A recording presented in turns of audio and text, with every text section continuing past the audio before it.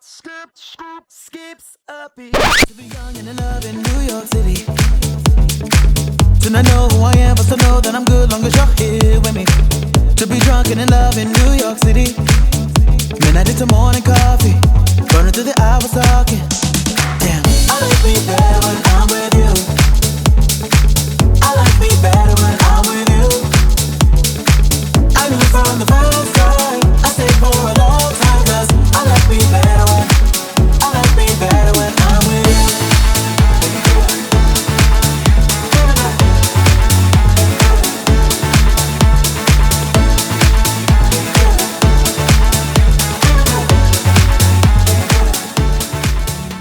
Look nice, don't they? Well, they will do when they're on. This is the plan. Get them up here somewhere so that they're not too far out, because I don't want them getting ripped off anyhow. And maybe have them about there. That should stop most of the spray coming up. Of course, I could have them going all the way up there, which would look silly, but I want to see my badge as well. And if they don't stick out too far, I'll be more than happy with that. Maybe a little lower. We'll see how it goes when it comes to drilling the holes. The decal is a gel overlay made by SK Graphix, and the mud flaps themselves are from Amazon. They don't come with hardware, you have to drill your own holes. I have pre-fitted them to the front, as you can see, and these were just fitted with the existing Ford hardware, which you normally get in the arch for the cowling that goes around the arch on the inside. However, at the back, Ford have left a rather annoying gap, which means I have to make on my 3D printer a couple of, one or two, maybe one just at the bottom, just there. I have to make a spacer, which shouldn't be too much of a problem. I've calculated that I need 0.9 centimeters, which is 9 millimeters. Yeah, that's right. 0.9 of a centimeter at the top, which is probably the average spacing for maybe two rubber washers. And at the bottom there, 1.5 inches. It needs to be about 1.5 inches from there, so that it comes flush with this bumper. And at the back there is a small hole. I don't know if you can see it, just there. What I'm going to try to do is use the metal clip that clips onto the bumper to hold the wheel arch lining. I'm going to remove that from the bumper, put that onto the lining, so that I can use that redundant screw at the back of the arch to give it a bit of rigidity.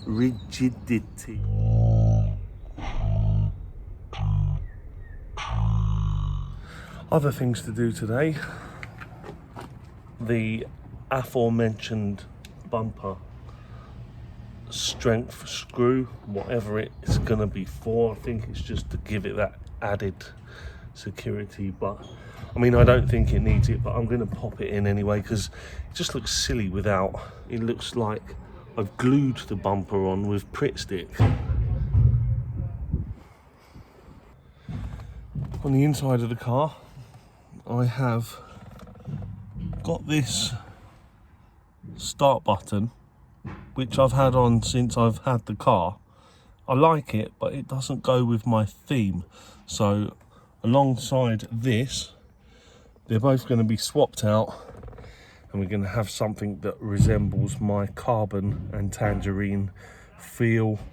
I could possibly use a red outline with an ST in tangerine against a carbon background for the start button, and maybe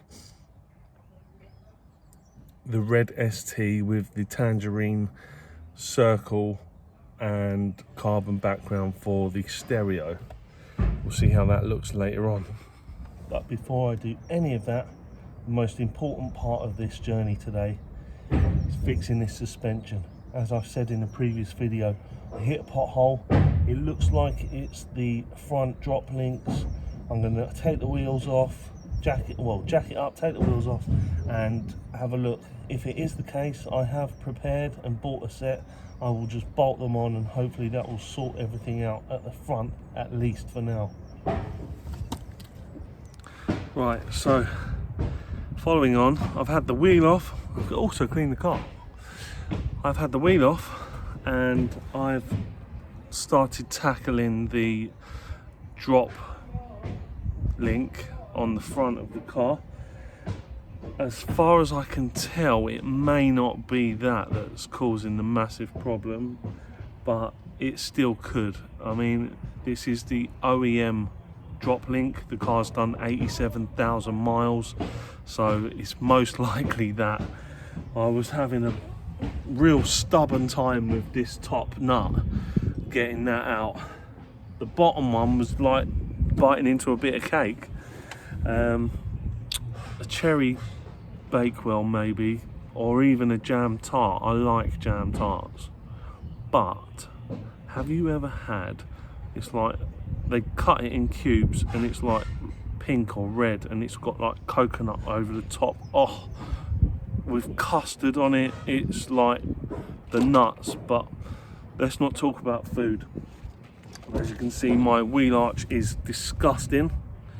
The car is 87,000 miles old and there's no escaping it. You can't avoid shit and dirt. Anyway, here's the difference between the drop links.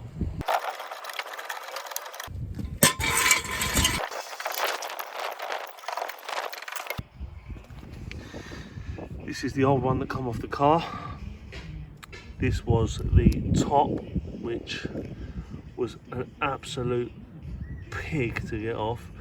I had to tackle it from behind by getting a 17mm on the back, and on the front here there is a nut that you take off, which is a 15mm.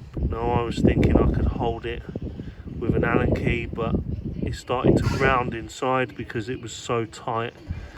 As you can see, it moves quite easily compared to the bottom one, which requires a little more force. So I'm inclined to believe that is my problem. The new one, which was £6 from Amazon, looks really nice, and they don't move.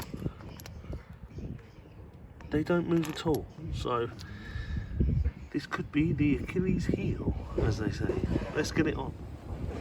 It's exactly the same size, is 15mm on the inside, and actually they've reversed it, so it's 15mm on the inside, 17mm on the outside, which will mean no problem at all. Let's get it on.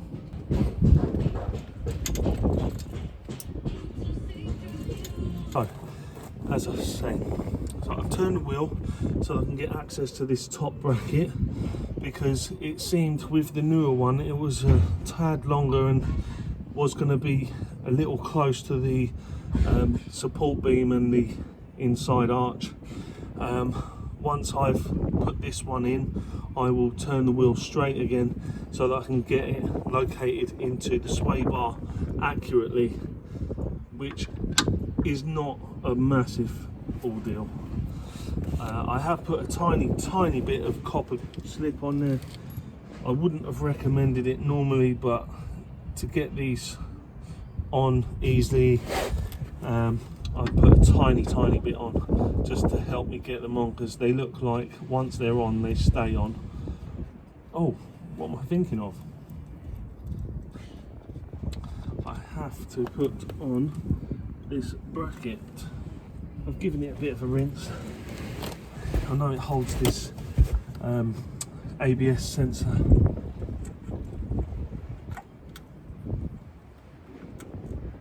Which needs to be all clipped back. Right. Nonetheless, let's just mount that back onto there. There's the nut. There we go, the nut is on. It is starting to thread through. It is a, what was it?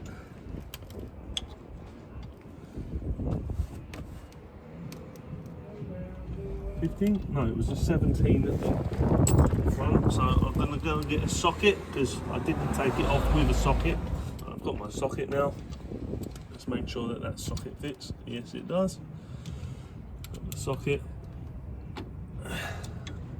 I'll do that in a minute. Let's get this tightened up first. Get an extension.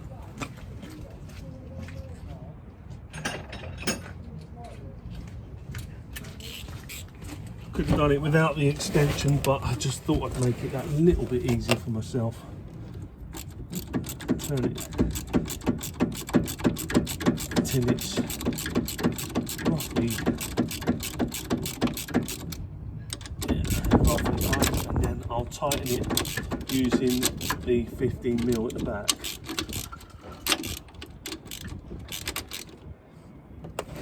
Let's get that 15mm. Where is it?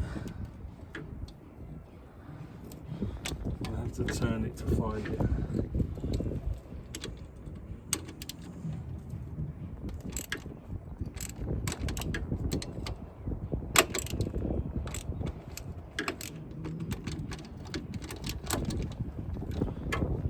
Oh, looks like the socket needs to be a long socket. Silly me, I forgot that the thread's longer and you need a longer socket to allow the thread to come down a bit. So,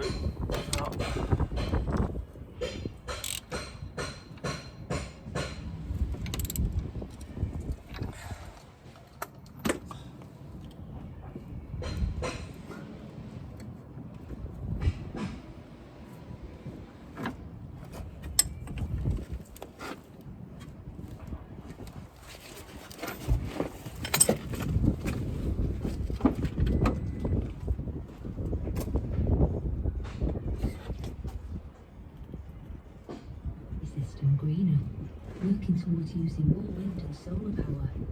So even when Jim's only doing the housework, he'll be doing his... Right, as you can see, I've straightened it back up and all going well. Should be able to pull or push that straight in. Might need to jiggle it a little bit.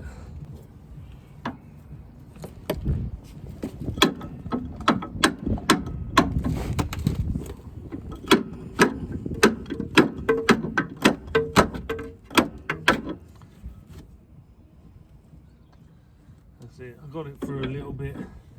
Once I tighten the nut up at the back, it should home itself nicely and pull itself through without damaging the threads if I do it gently.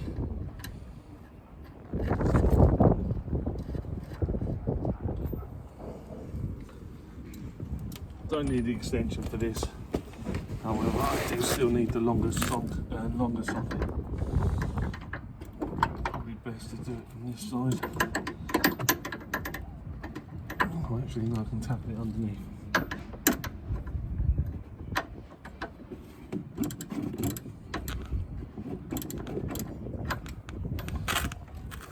Because that cowling is rubbing against my hand, I'm going to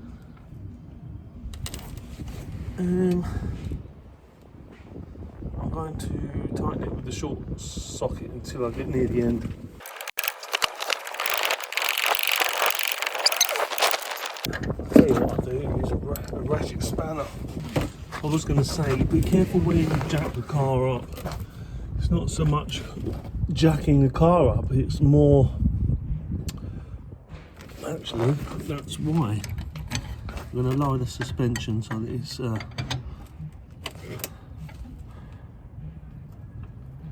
less. There you go.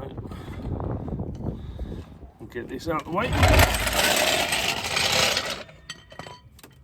It's not so much where you jack the car up, where you lay, I've got myself positioned on the edge of a drain cover and the edges are collapsing, so it's not the best place. I also rinsed the car off because it was filthy and I didn't want to work in filthy conditions, but now the ground's wet, I can't regret it. Right, let's get this on there.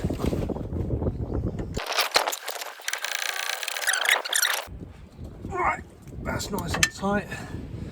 Just check this one. Oh, can't do that one at the back, can I? It's the front.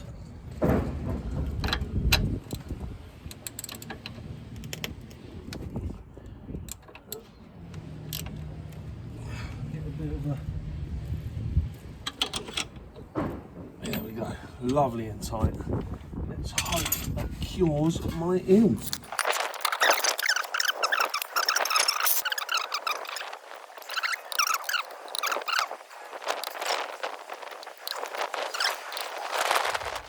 Right, she is fine at the back end, but the front end is not what I am expecting.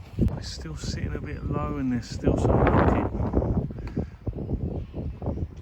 We've tried the first thing, now we must try the next thing. Research time.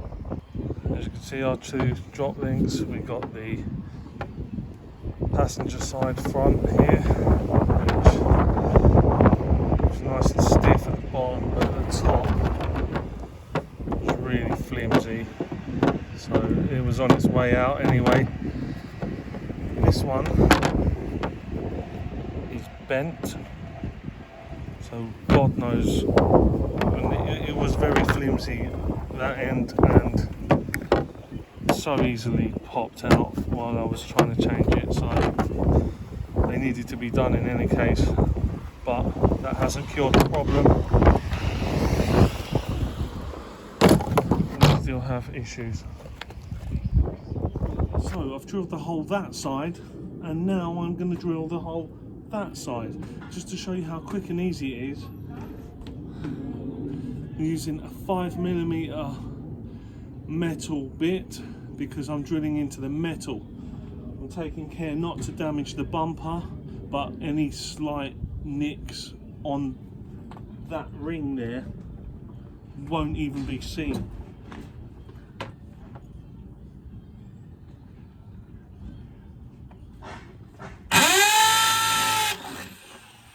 Just like that. Right. Now, I don't know if you remember me saying in a previous video, but I bought these on Amazon. They are Cheo. But what I searched for in my search was black rubber grommets. And I came across these. They got holes in. You can use them probably under the lights and under the spoiler. They might be able to help with the leak that the Mark IIIs have. But I'm going to shove a couple in here and use them for the screws that are supposed to be in there, because as you know, I facelifted the back and I've had to raise them holes slightly, hence drilling for the new bumper. So I'm assuming that they're going to be these number ones.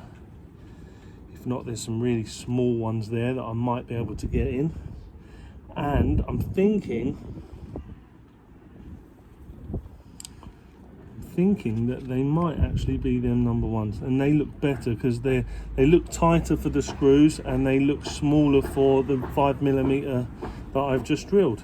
And according to the specifications here, they are 3.18mm on the inside, so they should fit well into my 5mm hole.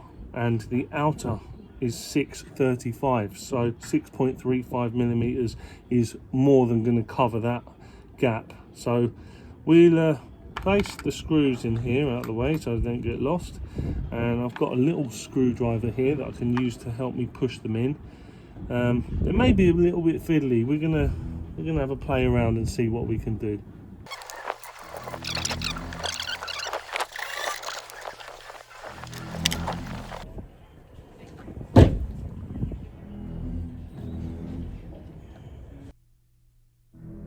Oh right.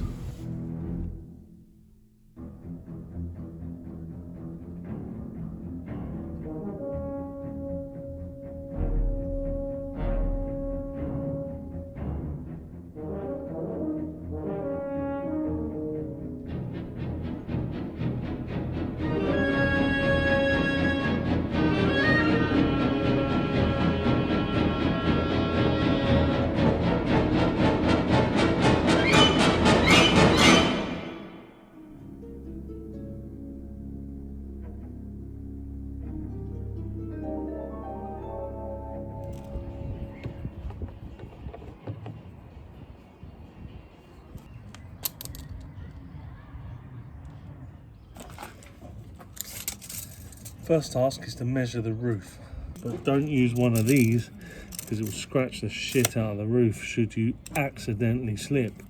I worked out that the gap from the black plastic rail to the centre of the roof is approximately 48 centimetres, which 48 centimetres is just shy of 19 inches. Wow. Roofs on these are quite narrow, aren't they? But we are doing it from this line here.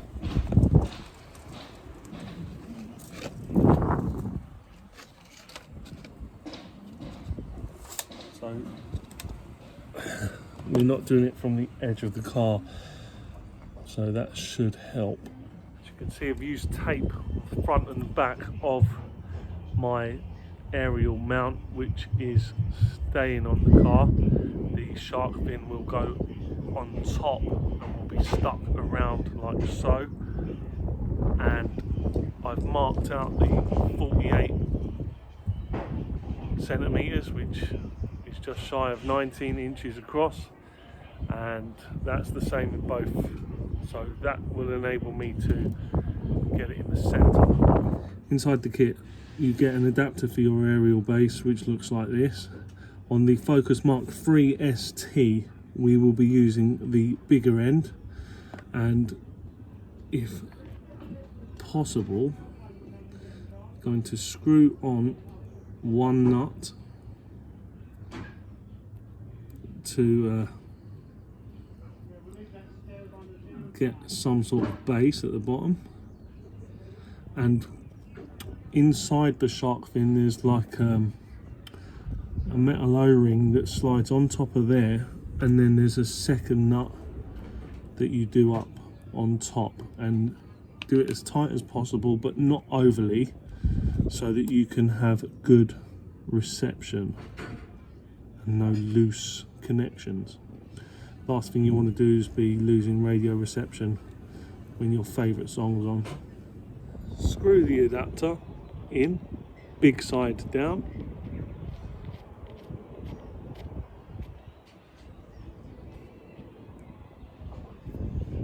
Go.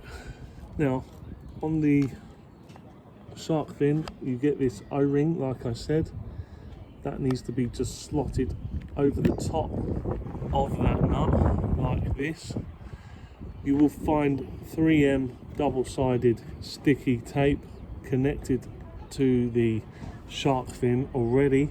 I'm going to wait a moment before doing this and I'll tell you why. I would like to check that this goes on okay, because it may need to go on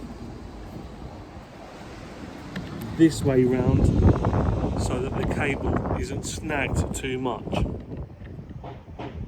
So I've popped it on downwards, as you can see, so that when it pushes down it doesn't cause too much problem for the nut and it doesn't pull the cable. Sorry if my hand's in the way, but I'm reaching across. I'm not quite 6 foot and I'm not 5'11", so God knows what I am. So as you can see, I've made sure that that's on nice and snug, and I'm going to put that down just like this. Now that looks fine, but I now need to line it up before I stick it down. But Also, before you stick it down, you need to get some heat on it to make it adhere properly. Also, remember to clean the surface so that when your sticky pad makes contact, it's a nice flush, firm fit.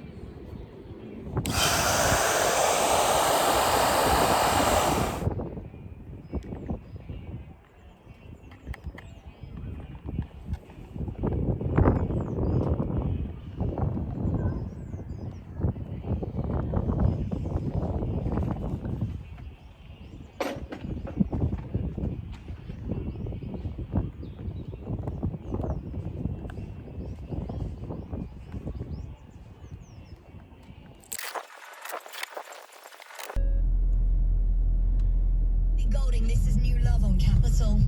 Think I forgot to breathe. No one else gonna get it like that. The aerial is attached and working. Just not happy with this gel, so it's coming off. It's a bit stubborn, but it is, of course, the where are we? It is, of course, the red ST, which you probably can't see because of the sun, and I'm replacing that with another one with a carbon background which resembles the rest of the theme that I've got going. I'll just give that a clean with some like gentle alcohol. I've been working on the car pretty much all day now, and my hands have had it. They could do with a clean using some gentle alcohol. Maybe my body insides need a bit of gentle alcohol as well. Let's see how we go. Might get the Disaronno out. This on button here is upside down, but you can turn it and turn it and turn it forever. It doesn't make much difference which way round it goes. As soon as you start turning it, that is where the volume control starts from, and the scrolling setting that you can have, but it don't need because it's fully touchscreen. There we go. It's one of them done. Let's crack on with some mud flaps. These are just going to be guesswork. The ones indoors that I've put STs on already have been gently leveled up perfectly with measuring techniques, but these ones were already on the car and a little harder to get at, so I will do them as best I can. I'm not really 100% about these anyway. I like them on the back where they can be seen, but they can't really be seen here too well, so we'll just do our best to get them on as nice as possible. There we go. That should be all we need to do.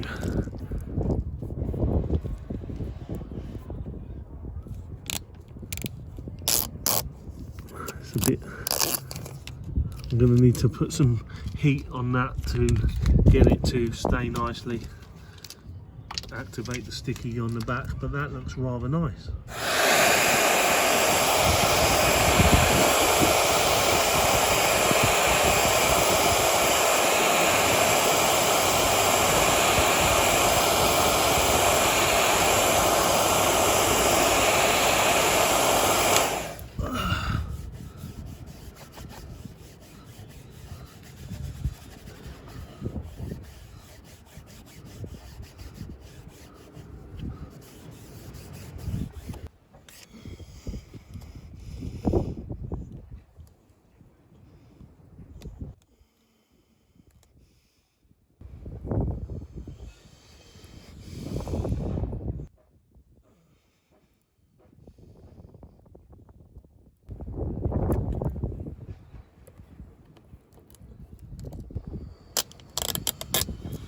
Well, they look much better on the other side because they seem to lean out a bit. the way the font is written, it leans out a bit better on the driver's side, but this still looks good enough to me. I'm going to put some heat on now.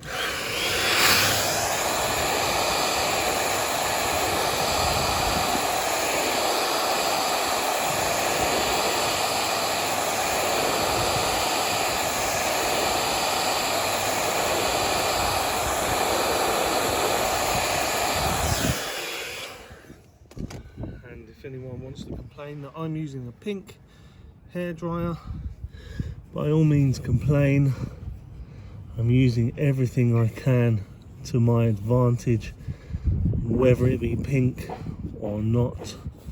It is actually my hairdryer, and there's nothing wrong with a bit of pink. We all like a bit of pink, don't we, men? And I bought it because my hair was growing and I have to go work at like 3 o'clock in the morning with wet hair. It's just not worth it. I'm getting old now. I need to look after myself. And I've got 2 little girls with long, beautiful hair, and their hair needs looking after too. I have received another package. Now, I can only assume it's the last thing on the list, which is, of course,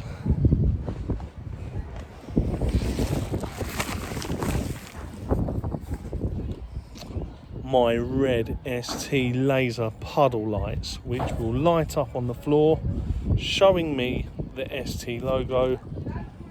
How sick is that? Using your plastic trim removal tool,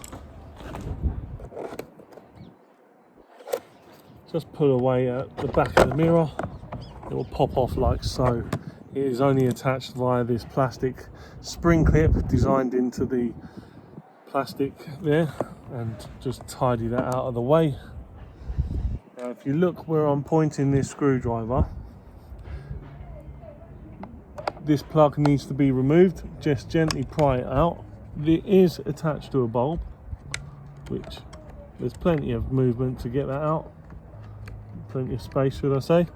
And if you look where I'm pointing now, it's difficult with the sun and that, but if you look where I'm pointing to the end there, just next to the puddle lights surround, there should be a T10 Torx screw there, which is tiny, and for some reason mine is not there. I do not know why, but I will be replacing that my next convenience.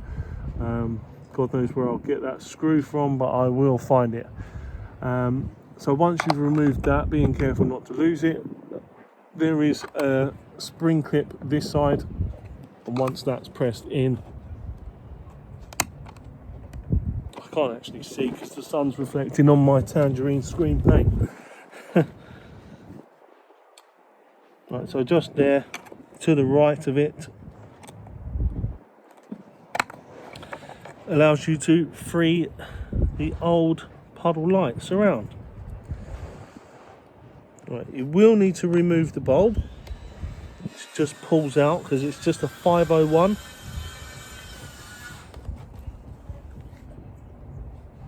And then a brand new ST showing puddle light goes in place. But before we pop it in the hole,